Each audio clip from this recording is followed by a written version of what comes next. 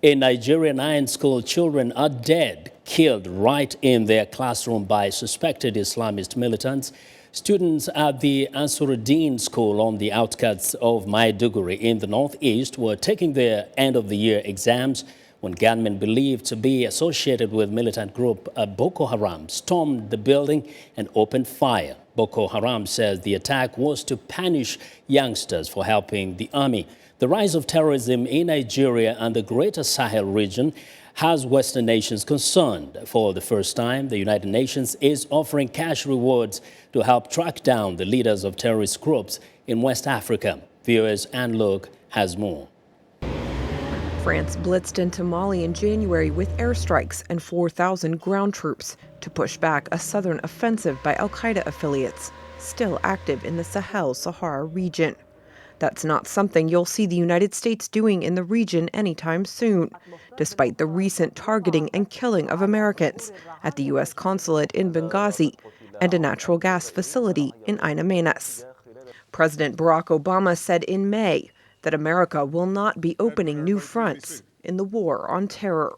And while we are vigilant for signs that these groups may pose a transnational threat, most are focused on operating in the countries and regions where they are based.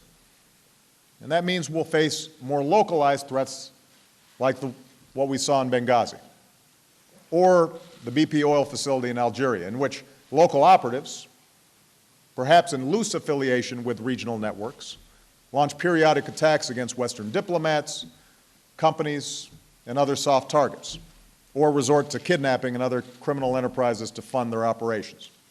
U.S. military engagement in Africa centers on training missions, like this one in Senegal in 2013.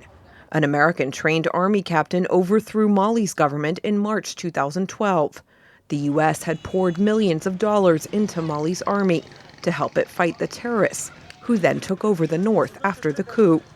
International Crisis Group West Africa Director Gilles Yabi says training African troops is a good idea. But the crisis in Mali offers some lessons. You can't just train a core or nucleus of soldiers within the armed forces to be very competent in counterterrorism while not addressing the fact that the army as a whole is dysfunctional. Coordinated double suicide attacks in northern Niger that killed at least 26 people in May have been some of the worst regional fallout incidents from the French-led intervention in Mali. Countries in the region are bracing for more. Retired Senegalese military police colonel and former defense attaché to Mali, Djibril Ba. The Sahel-Sahara zone is very vast and not very populated. It is difficult to operate and fight in the desert. Security forces must depend on locals who are infiltrated by militants. There are lots of potential sanctuaries for militants. Locals need to be patriotic enough to help us identify them, track them, and arrest them. This is not conventional warfare, and our security forces need to be trained how to do it. This year, the U.S. opened its second drone base in Africa, at the heart of the Sahel in Niger. Yabi says aerial surveillance is useful, but countries in the region cannot rely on American drones. Drones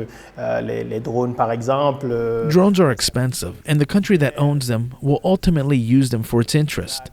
Drones should not be a substitute for countries in the region learning to work together to control their borders and work with local communities who are really the best source of surveillance and information. The U.S. State Department is now offering a total of $23 million in rewards for information leading to the capture of Nigerian extremist leader Abubakar Shekau and 4 other top militants in the region. Anne Luke, VOA News, Dakar.